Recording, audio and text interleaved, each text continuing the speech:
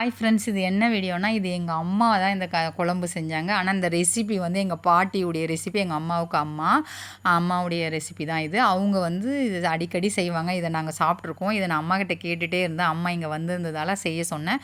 சூப்பராக இருந்ததுங்க ஃப்ரெண்ட்ஸ். நீங்கள் வந்து வீட்டில் கண்டிப்பாக ட்ரை பண்ணுங்கள். ஒன்றுமே இல்லை, கடுகு குழம்பு ஒரு 2 டீஸ்பூன் பெரிய டீஸ்பூனால் கடுகு, 1 டீஸ்பூன் சீரகம், 1/2 டீஸ்பூன் வந்து சோம்பு, ஒரு கைப்பிடி தேங்காய், இது எல்லாமே எடுத்து நல்லா பச்சையாகவே அரைச்சிட்டாங்க ஃப்ரெண்ட்ஸ். நான் இதை அரைச்சி கொடுத்துட்டேன். அதுக்கப்புறம் ஒரு சட்டி வச்சுட்டு அதில் வந்து வேர்கடலை எண்ணெய், நல்லெண்ணெய், நீங்கள் நம்மக்கிட்ட எண்ணெய் இருக்கோ அதை போட்டு, அதுவும் கூட வந்து கடுகு போட்டு தாளிக்கக்கூடாது, ஜீரகமும் வெந்தயமும் போட்டாங்க. அதுவும் கூட பெருங்காயம் போட்டு அதை தாளித்தாங்க ஃப்ரெண்ட்ஸ். கடுகு வந்து தாளிக்கிறதுக்கு போடக்கூடாதுன்னு சொல்லிட்டாங்க.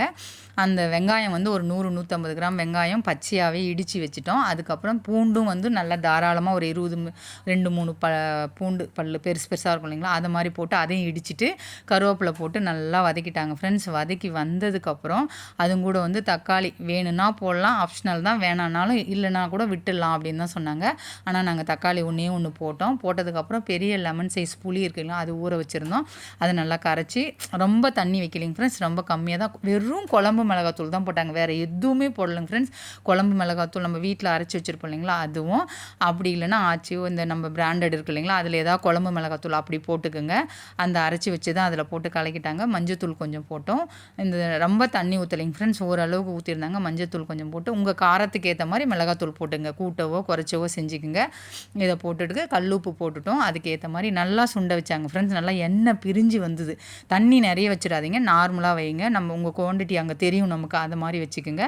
இதை நல்லா கொதித்து எண்ணெய் பிரிஞ்சு வந்ததுக்கப்புறம் இதுவும் கூட ஒரு உருளைக்கிழங்கோ, ஒரு கருணக்கிழங்கோ, இல்லை வத்தலோ, ஆம்லேட்டோ, அது மாதிரி எதாக இருந்தாலும் சாப்பிடலாம். நாங்களாம் சின்ன வயசில் இது எதுவுமே தொட்டு சாப்பிட்டதில்ல, அப்படியே தான் சாப்பிட்ருக்கோம். சுட சுட சாதத்தில் நான் அப்பளம் வச்சுட்டு சாப்பிட்டேன். அவ்வளோ அருமையாக இருந்ததுங்க ஃப்ரெண்ட்ஸ். கண்டிப்பாக ட்ரை பண்ணுங்கள், சூப்பராக இருந்தது.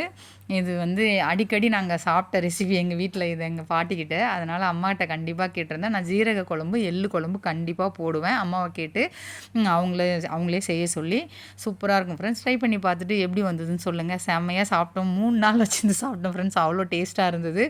நீங்களும் ட்ரை பண்ணி பாருங்கள். நெக்ஸ்ட் வீடியோவில் பார்க்கலாம். Bye friends.